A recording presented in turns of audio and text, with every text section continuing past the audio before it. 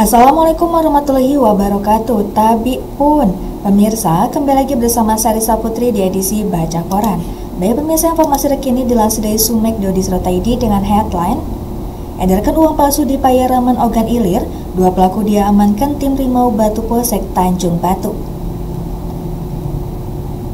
Dari Ogan Ilir melaporkan, tim Rimau Batu Polsek Tanjung Batu Polres Ogan Ilir berhasil mengungkap kasus dugaan tindak pidana peredaran uang palsu.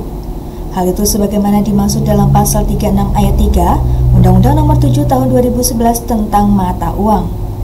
2 pelaku diamankan dalam operasi yang berlangsung pada Sabtu, 30 Agustus 2025 sekitar pukul 20.53 waktu Indonesia bagian Barat di Desa Talang Saleman, Kecamatan Payaraman, Kabupaten Ogan Ilir. Kedua pelaku yang diamankan berinisial CS 31 tahun dan MM 26 tahun, yang keduanya merupakan warga Dusun 1 Desa Talang Saleman, Kecamatan Payaraman. Penangkapan berawal dari informasi masyarakat yang melaporkan adanya seseorang yang berbelanja menggunakan uang palsu. Tim Rimau Batu yang dipimpin Kapolsek Tanjung Batu Ibtu Dr. Saparudin Aksu SHMSI CPHR CHT bersama PSK Ditreskrim Aibda Mansur dan anggota langsung melakukan patroli serta penyelidikan. Setelah mendapatkan data diri pelaku, tim segera bergerak dan berhasil mengamankan kedua tersangka. Dalam pemeriksaan awal, pelaku mengakui perbuatannya. Mereka mengedarkan uang palsu dengan cara membelanjakan uang tersebut yang diperoleh melalui pemesanan secara online. Adapun barang bukti yang diamankan berupa uang palsu senilai Rp1.250.000 sebanyak 25 lembar pecahan Rp50.000.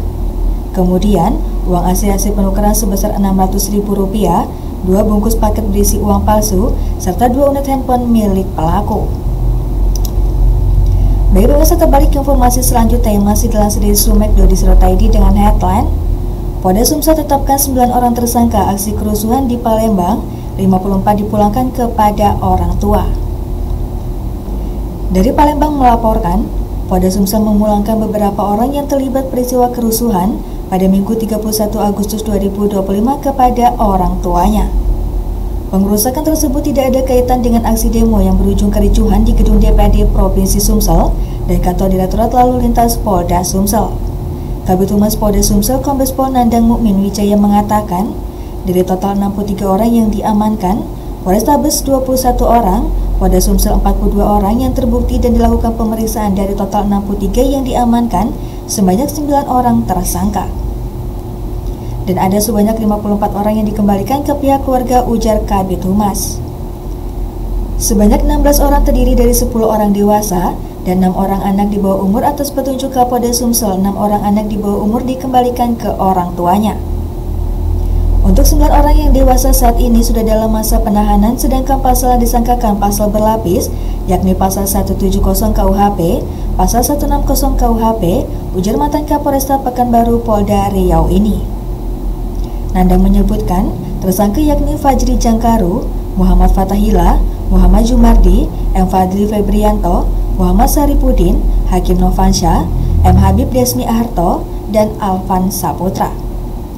Hasil pemeriksaan penyidik, para tersangka semuanya berdomisili dari kota Palembang. Pelepasan ini sebagai bentuk transparansi dan akuntabilitas kepada publik. Selama diamankan, mereka mendapat perawatan kesehatan, makanan, dan pembinaan agar tidak kembali terlibat aksi unjuk rasa, kata Nandang Mukmin. Ia menjelaskan, aksi unjuk rasa yang terjadi pada Minggu pada 31 Agustus 2025 tersebut, para pelaku melakukan pelemparan batu, kayu, hingga merusak barang milik negara dan fasilitas umum dan pelayanan terpadu masyarakat.